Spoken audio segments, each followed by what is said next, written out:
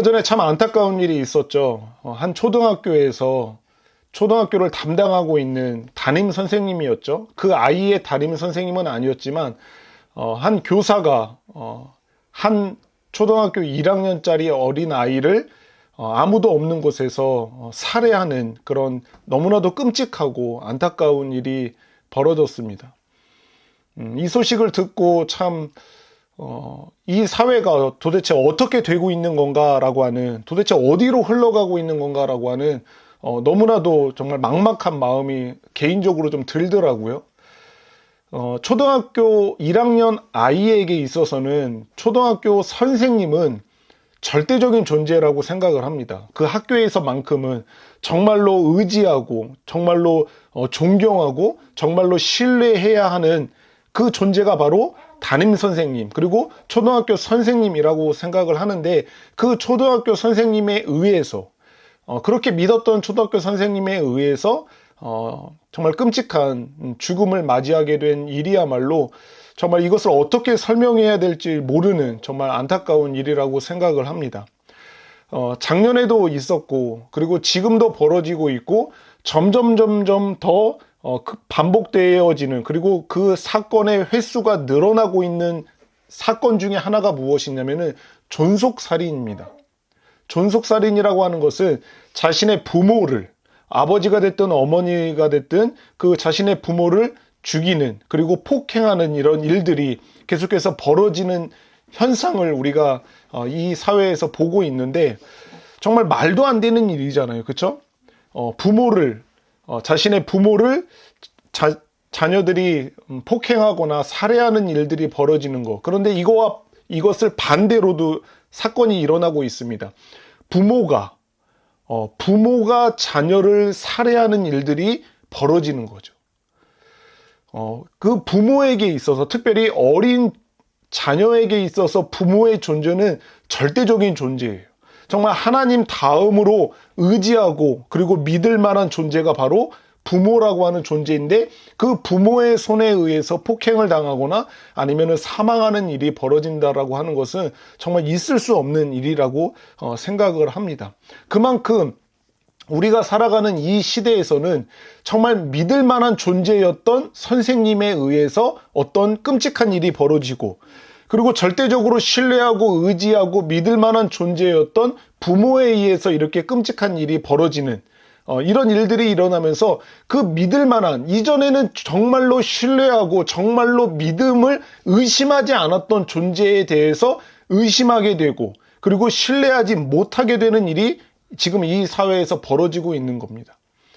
대통령이라고 하는 존재는 여러분들은 그런 시대를 살았는지는 모르겠는데, 예전에는 제가 어렸을 때는 대통령의 이름을 함부로 이렇게 이야기하는 거 있잖아요. 뭐 전두환이라고 한다든가 아니면은 윤석열이라고 하는 이런 이름을, 대통령이라고 하는 이름을 함부로 이야기하는 것도 되게 조심스러운 시대를 제가 살았었어요. 그런데 요즘에는 그렇진 않죠. 대통령이라고 하는 존재는 과거에는 정말로 절대적인 가장 높은 권위와 권세를 가진 사람으로서 우리가 최고의 권위와 존중을 표현해야 되는 그런 존재로 여겼던 거죠. 정말로 믿었던 존재였던 거죠. 그런데 지금 이 시대는 어떻습니까? 정말 부끄러운 대한민국의 현실이 역대 대통령들이 지금 거의가 다 감옥에 가게 되는 이런 일들이 벌어지게 되는 현실을 우리가 보게 되면서, 그 믿을 만한 존재였던 대통령에 대해서도 지금 현 대한민국의 대통령도 서울구치소에 지금 구금되어 있는, 그래서 법적인 재판을 받고 있는 그런 상태에 있는 이런 믿을 만한 존재였던 대통령마저도 그의 신뢰도가 굉장히 떨어져 있는 상황을 우리가 보고 있다라고 하는 겁니다. 그와 함께 우리가 법원이라고 하는 것은 이 재판을 하고 그 죄에 대해서 판단하고 거기에 대해서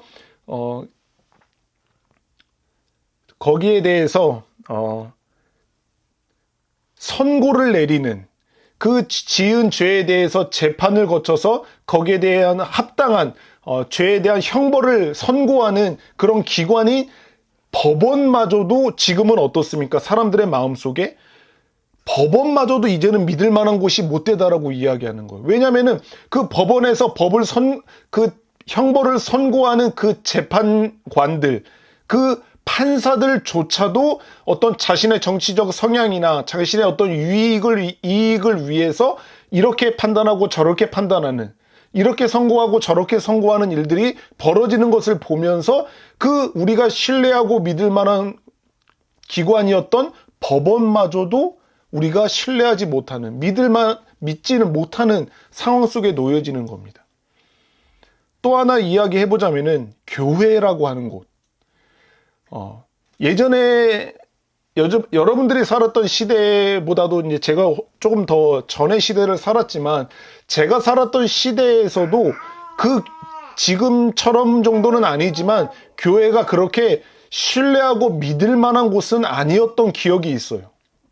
그런데 저희 시대보다도 훨씬 이전의 시대를 살았던 선배님들의 이야기를 들어보면은 교회만큼 믿을 만한 곳은 없었어요.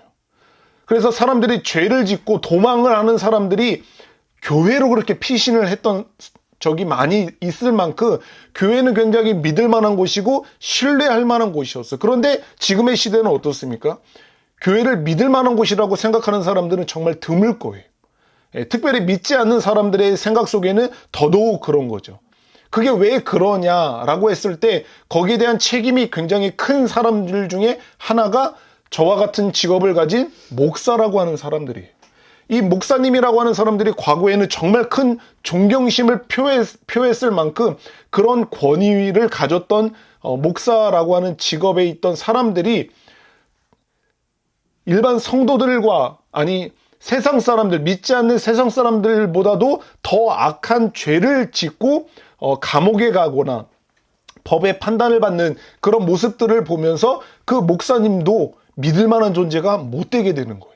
그러니까 그 목사님이 계신 교회조차도 믿을 만한 곳이 못 되고, 그 교회 안에서 신앙생활이라고 하는 것을 한다라고 하는 성도들도 여러 가지 그런 잘못된 모습을 보이면서 도덕적이지 못하고 윤리적이지 못한, 또 세상의 어떤 법을 어기는 그런 모습들을 보면서 그런 사람들이 다니는 교회조차도 이제는 믿을 만한 곳이 못 되구나 라고 하면서 지금의 이 시대에, 우리가 살아가고 있는 이 시대의 교회의 모습은 사람들에게 오히려 지탄을 받고 손가락질을 당하는, 정말 믿을 만한 곳이 못 된다라고 하는 평을 받고 있는 것이 교회가 돼버린 것입니다. 그게 사실은 아니죠.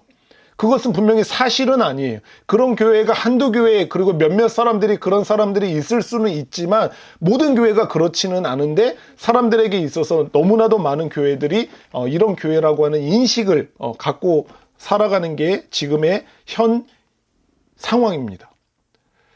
부모, 선생님, 목사님, 법원, 대통령, 그리고 교회. 정말 이런 곳은, 또 이런 사람들은 정말로 믿을 만한 사람들이었고 신뢰할 만한 곳이었는데, 지금 이 시대에 그 모든 믿음들이 다 사라져버리고 그 모든 신뢰도가 떨어져버린 상황 속에 살아가고 있는 이때에, 심지어 어떤 상황까지 벌어지게 되냐면은 하나님조차도, 예수님조차도 믿을 만하지 않다라고 하는 생각이 사람들의 생각 속에 파고 들어가게 되는 거예요. 너무나도 믿었던 존재였던 부모, 너무나도 신뢰할 만한 존재였던 선생님에 대한 그 믿음과 신뢰도가 떨어지게 되니까, 아니 이 사람들 이제 믿을 수 없어. 그런데 이 생각이 더 나아가서 하나님 또는 예수님조차도 이전에는 믿을 만했고 꽤 신뢰할 만한 존재였다라고 생각했는데, 그러면 하나님조차도 이거 믿을 만한 존재가 못 되는 거 아니야? 라고 하는 생각까지도 이르게 되는 것입니다. 그런 생각이 사람들의 생각 속에 파고 들어오게 되어지는 거예요. 저와 여러분들처럼 믿음으로, 그리고 복음으로 그 믿음의 삶, 그 복음의 삶을 살아가려고 하면은 할수록 그 사람들이 깨닫게 되는 게 있어요. 그것이 무엇이냐면은, 믿음으로 살아보려고 했지만 나의 삶은 믿음대로 되지를 않구나. 믿음대로 살아갈 수가 없구나. 살아가기가 참 힘들구나라고 하는 것을 알게 돼요. 복음의 삶, 예수님처럼, 사도 바울처럼, 정말 믿음의 선배처럼 하나님의 말씀 따라서 그 복음의 삶을 살아가려고 하면 할수록 이 사실을 깨닫게 되는 거예요. 이거 복음대로 살아가는 게 아니구나. 복음대로 사라지질 못하는구나 라고 하는 것을 더 처절하게 깨닫게 되는 거예요. 우리가 얼마나 말씀을 사랑합니까? 우리 생명처럼 그 말씀을 사랑하는 우리들이 그 말씀에서 말씀하시는 대로 우리들의 인생을 살아보려고 하지만 직장에서, 학교에서, 교회에서, 우리들의 삶의 곳곳에서 그 말씀대로 살아봤지만 말씀대로 안 되는구나라고 하는 것을 계속해서 경험하게 되는 거예요. 우리가 계속 그 경험을 하고 살아가고 있잖아요. 그러면 그럴수록 하나님이 믿을 만한 존재가 못 되는가? 하나님을 절대적으로 신뢰할 만한 존재가 못 되는가? 라고 하는 생각이 우리들의 생각 속에서도 우리들의 생각을 점점 파고들어 오게 되는 거예요.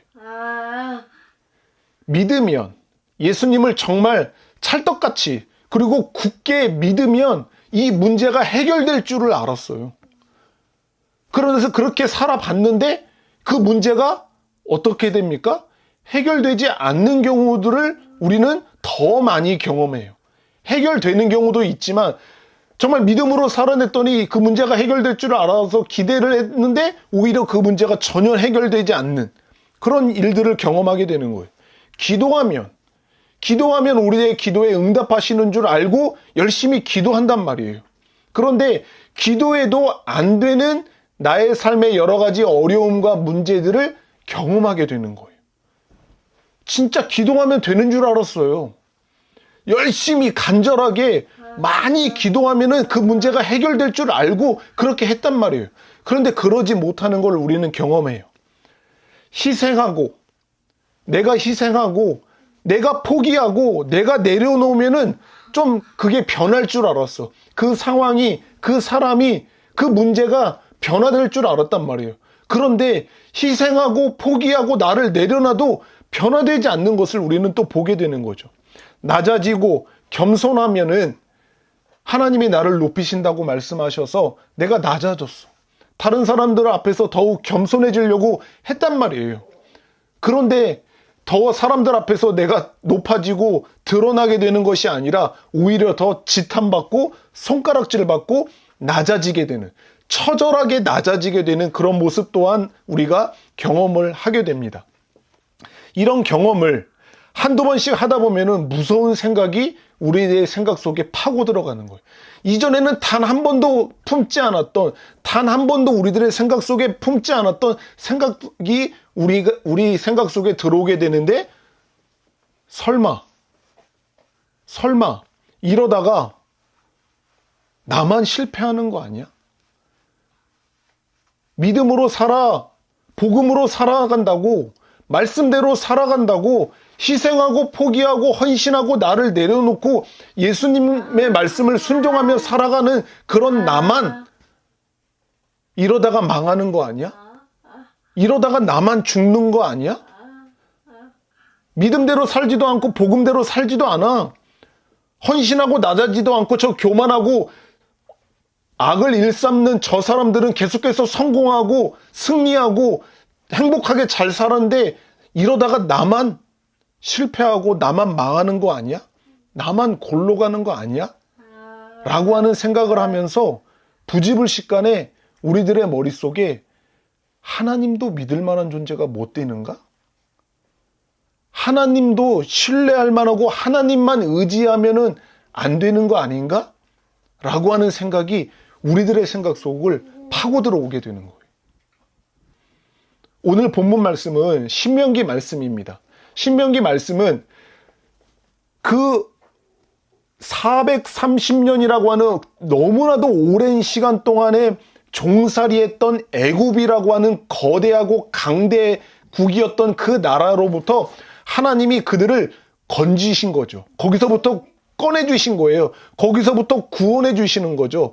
그래서 출애굽한 이스라엘 백성들이 하나님께서 약속하신 그 가나안 땅을 들어가기 전에 그 시내산 앞에서 하나님의 백성들이 모여 있었어요.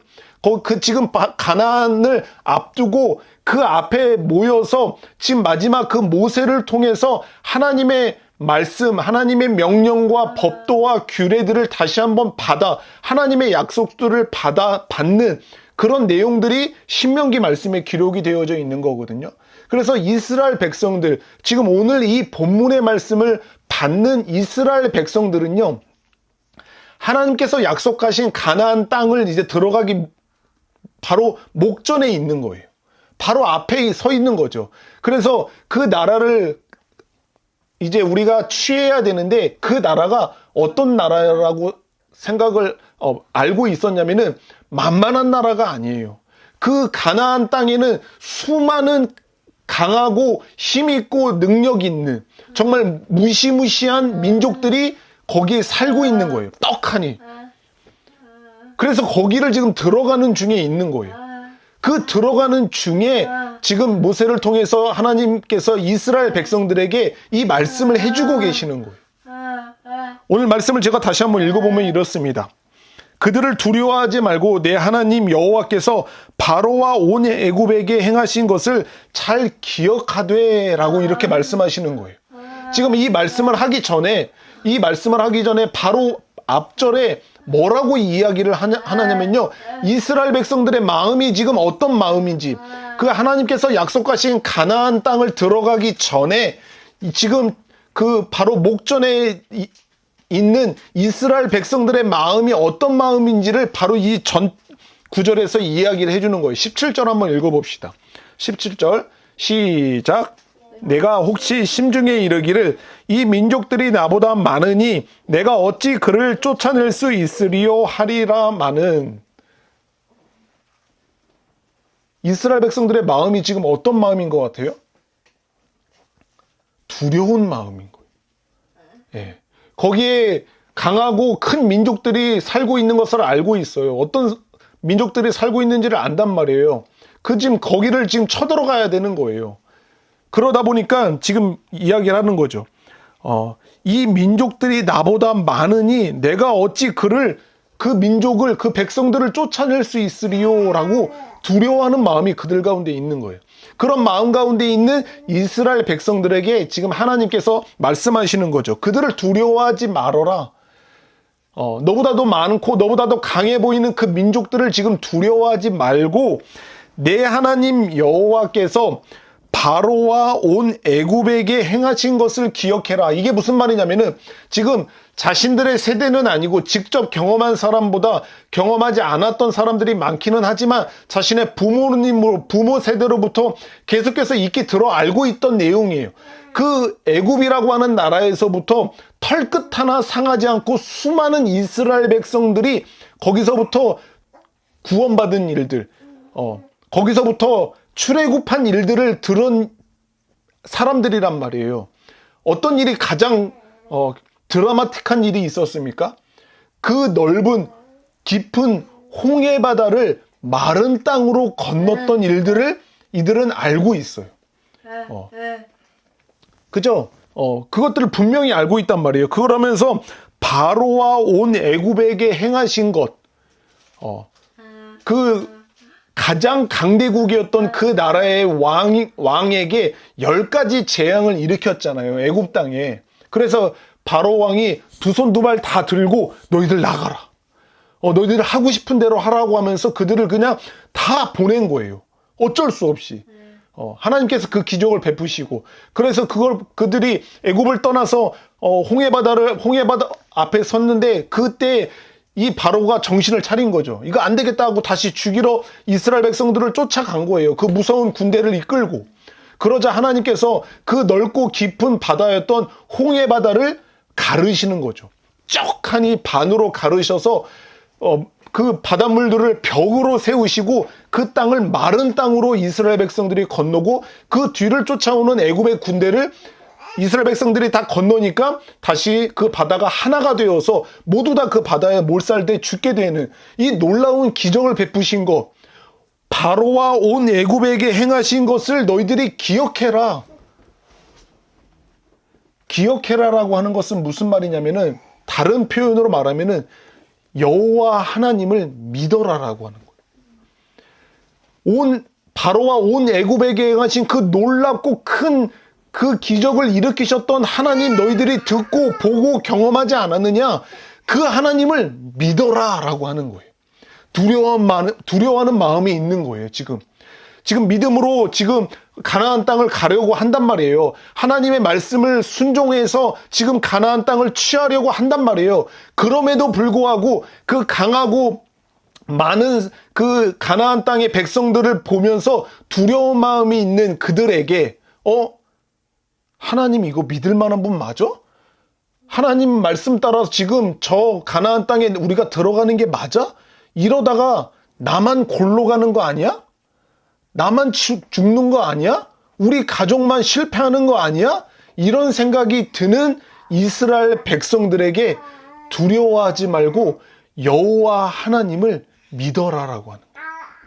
근데 그 믿음의 근거로 하나님이 제시하는 게 뭐냐면은 너희들 알잖아. 너희들 경험했잖아. 너희들 보았잖아. 너희들 들었잖아. 과거에 하나님이 어떤 놀라운 일을 행하셨는지를 알잖아. 그 하나님을 너희들이 지금 믿어야 돼 라고 하는 거예요.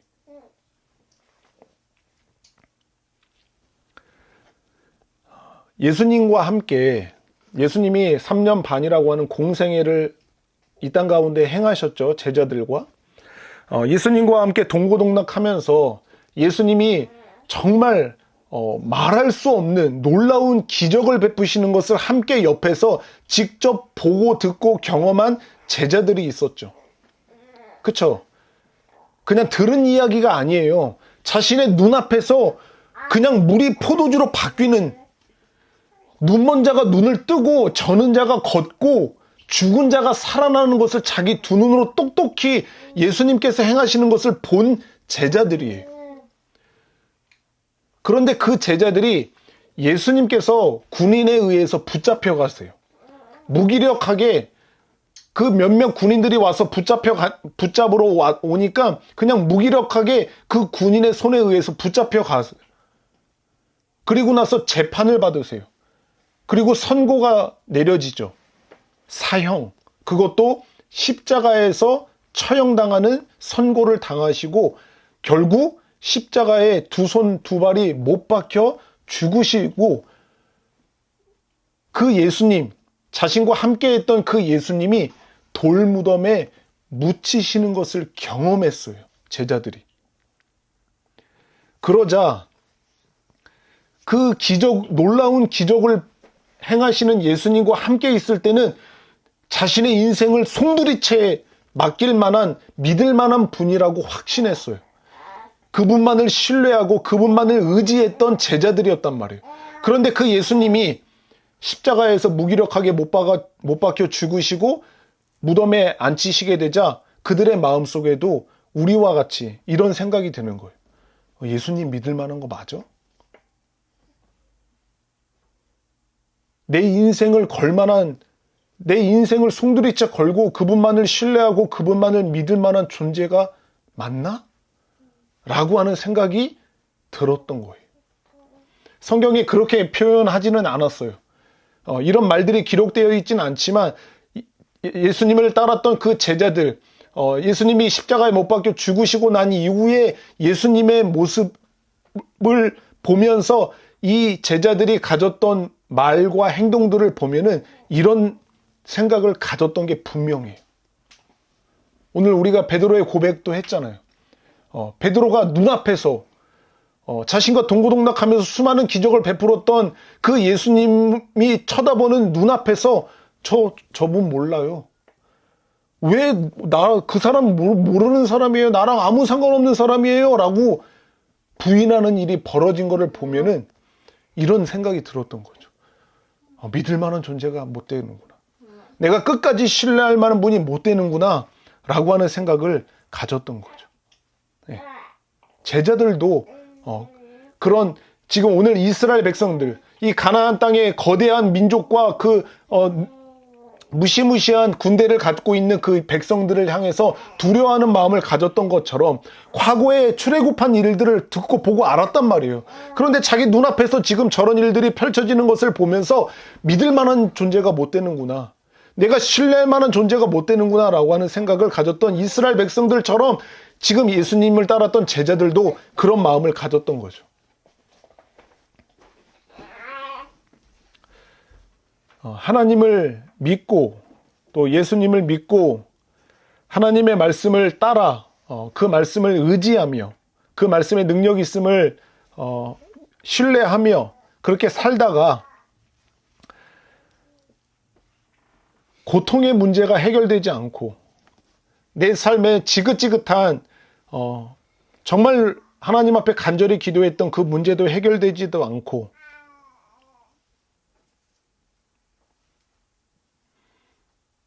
이런 일들을 경험하다 보면은 우리들의 생각 속에도 하나님 정말 믿을 만한 분 맞나? 내가 영원히 신뢰할 만한 분이 정말 맞나? 이 고통 속에서도 이 문제 속에서도 내가 하나님만 붙드는 거 맞나? 이러다가 믿음으로만 하나님만 믿고 따르다가 이러다가 나만 어떻게 되는 거 아니야? 라고 하는 생각이 우리 속에도 들 수가 있습니다. 그런데 참 웃긴 거 아세요, 여러분들? 믿음으로 살았더니 복음의 삶을 살았더니 하나님의 말씀을 따라 살았더니 고통의 문제가 해결됐어. 와, 정말로 내가 간절히 기도했던 그리고 너무나도 간절히 소망했던 그 문제들이 해결이 돼. 건강이 회복되어지고 취업이 되고 시험에 합격하고 이런 일들이 하나하나 벌어진단 말이에요. 그러면은 우리들의 삶이 이제 좀 행복하고 평안해지잖아요. 그러면은 우리들의 생각 속에 어떤 생각이 또 스물스물 찾아오냐면요. 이제는 나의 돈으로, 내가 갖고 있는 지혜로, 그리고 내가 갖고 있는 이 능력과 지위로 살아갈 수 있겠구나 라고 하는 생각이 우리에게 찾아오는 게 참 아이러니예요. 하나님을 믿고 신뢰했더니 내가 힘들어했던 문제들이 해결되고 고통의 문제가 해결돼서 이제 행복해졌단 말이에요. 그러면 더더욱 하나님을 의지하고 하나님을 믿을 만한 존재로 여겨야 되는데 우리들의 악한 이 마음 속에서는 그와 반대되는 생각이 드는 거예요. 이제는 나의 돈으로 해결할 수 있겠구나. 나의 능력으로 내가 갖고 있는 이 지혜로 이거 해결할 수 있겠구나. 이제 하나님 굳이 의지하지 않아도 이것으로 살아갈 수 있겠구나라고 하는 생각이 찾아오게 되는 거예요.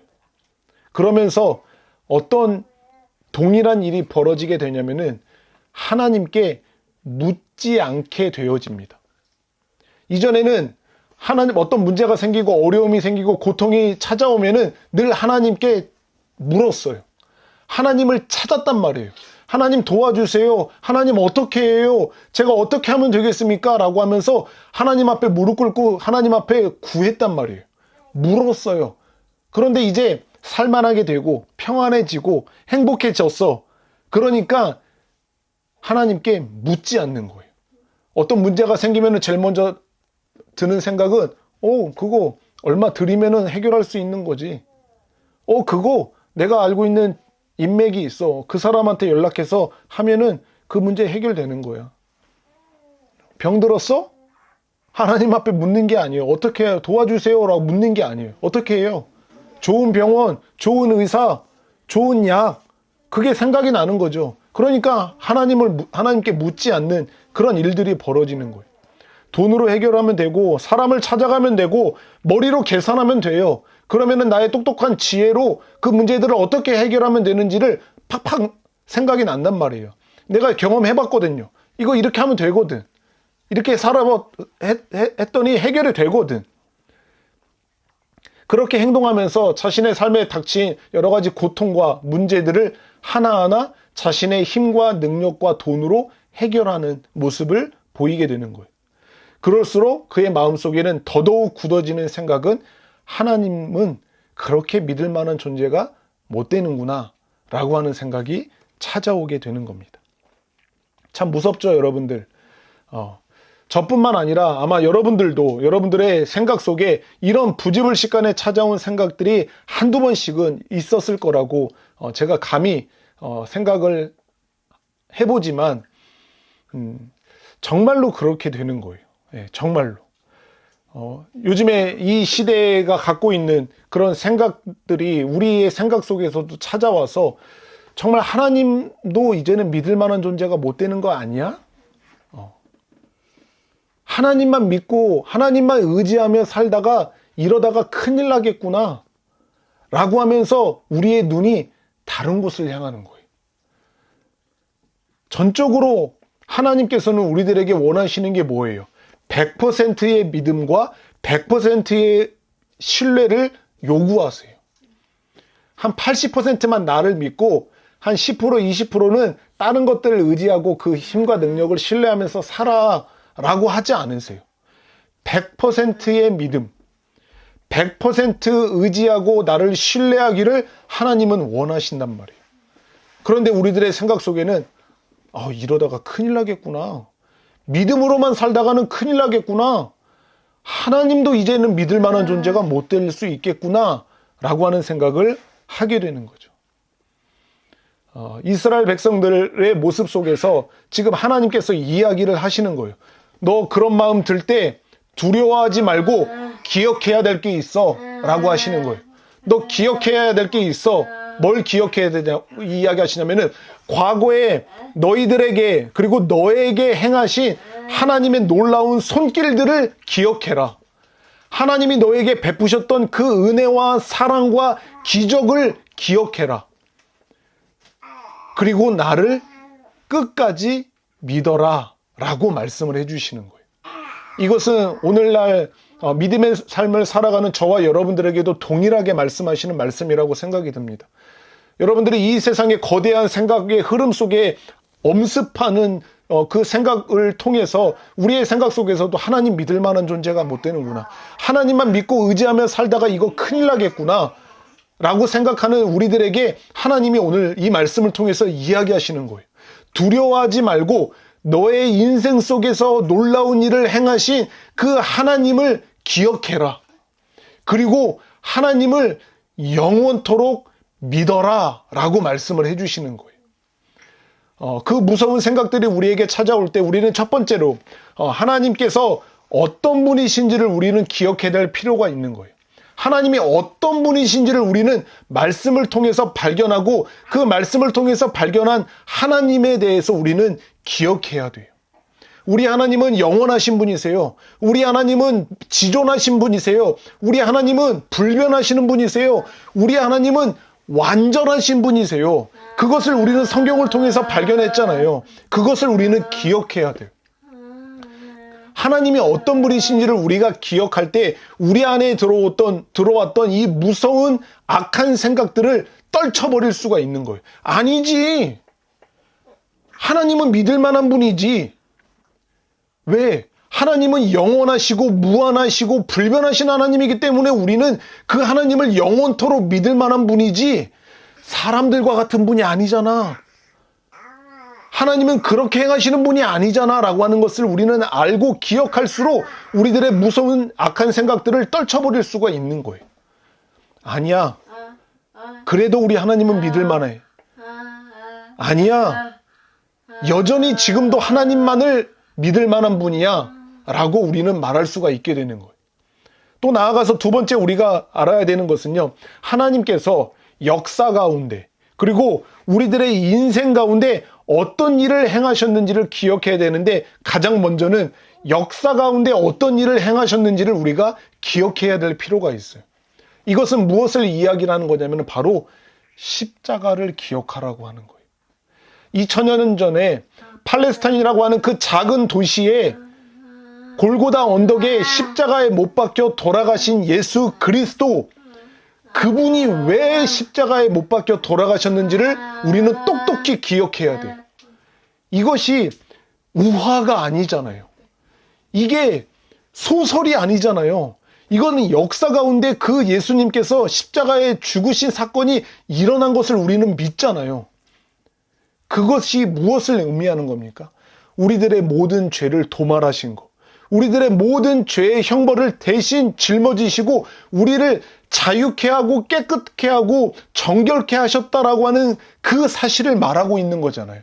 그렇기 때문에 우리의 마음속에 의심이 쌓일 때 하나님 믿을 만한 분 맞아? 정말 말씀대로 살면 되는 거 맞아? 이러다가 나만 망하는 거 아니야? 저기 내 친구들 봐봐. 내 동료들 봐봐. 적당히 세상과 타협하면서 그냥 그럭저럭 믿음의 삶 그냥 살아가도 저렇게 행복하잖아. 저렇게 성공하잖아. 저렇게 누리면서 살잖아. 그런 생각이 엄습해 올 때 우리가 기억해야 되는 거는 역사 가운데 십자가에서 죽으신 예수 그리스도를 기억해야 되는 거예요. 아니구나. 그렇지. 예수님이 날 위해 십자가에서 죽으셨지. 이게 우리 안에 들어왔던 무서운 생각들을 떨쳐버리게 만들어주는 거예요. 그것을 우리는 기억해야 돼요. 그리고 우리가 또 하나 기억해야 되는 게 가장 중요한 것은 바로 저와 여러분의 인생 가운데 하나님께서 어떤 기적을 베풀어 주셨는지를 우리는 반드시 기억해야 합니다. 여러분, 하나님이 여러분들의 인생 가운데 어떤 놀라운 기적을 행하셨습니까? 가장 놀라운 기적의 사건이 무엇이에요? 어떤 기적을 행하셨습니까? 구원이에요.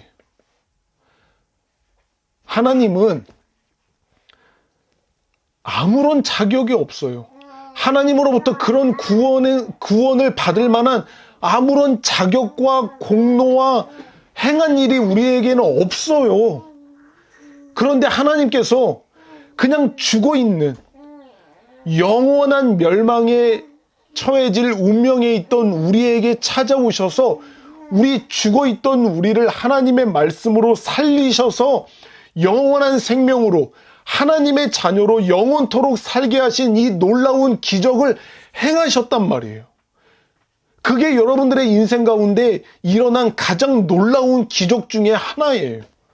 그것을 우리는 기억해야 돼요. 두려운 마음이 드십니까? 이렇게 믿음으로 살다가 이거 왜 유별나게 나만 이렇게 믿음의 삶을 살아가려고 하는 거지 지금?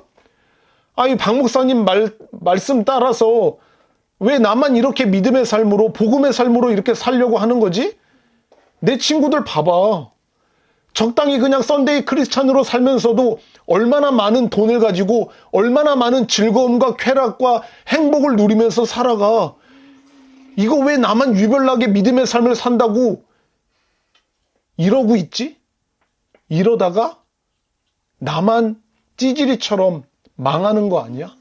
나만 실패하는 삶을 사는 거 아니야? 라고 하는 생각이 우리 생각 속에 엄습해 올 때 우리는 기억해야 되는 거예요. 아니지. 아무런 자격 없고 공로 없는 나에게 하나님이 이 기적을 행하셨죠. 이것을 기억할 때 우리는 우리들의 마음속에 그 무서운 생각들을 떨칠 수가 있는 거예요. 어떻게 이런 기적이 우리의 인생 가운데 이루어질 수 있습니까? 그 무엇으로도 가능하지 않았던 일들이에요.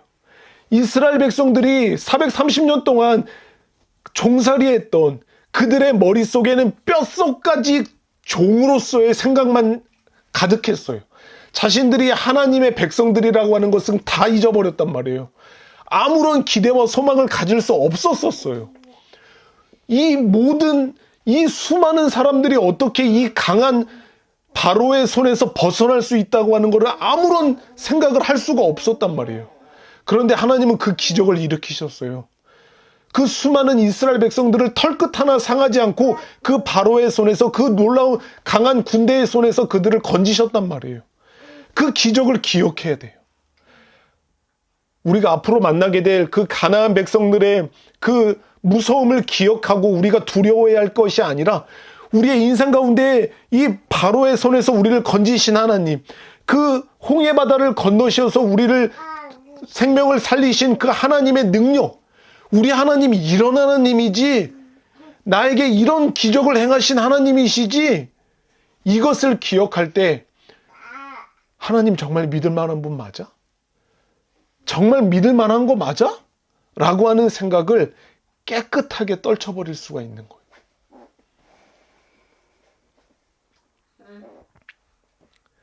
이 생각을 함으로 말미암아 첫 번째는 하나님이 어떤 분이신지를 우리가 기억하고, 그리고 역사 가운데 하나님이 어떤 일을 행하셨는지 그것을 기억할 뿐만 아니라 저와 여러분들의 인생 가운데 정말 말할 수 없는 그 무엇으로도 가능하지 않았던 놀라운 기적, 이 구원의 기적을 행하신 하나님을 우리가 기억할 때 우리는 이 모든 무섭고 더러운 생각들을 끊어버리고 우리 하나님 영원히 믿을 만한 분이구나. 우리 하나님 영원히 내가 신뢰할 만한 분이구나. 우리 하나님 이렇게 좋으신 분이어서 내가 끝까지 의지해도 될 만한 분이 맞구나 라고 하는 결론에 이르게 되는 겁니다. 사랑하는 우리 살아나는 교회 지체 여러분들의 마음속에 오늘 하나님께서 동일하게 말씀하시는 거예요. 두려워하지 말아라. 두려워하지 말고 하나님께서 너희들의 인생 가운데 행하신 그 강하고 능하신 팔을 기억해라. 그리고 하나님을 영원히 신뢰하고 영원히 믿어라 라고 말씀해 주십니다.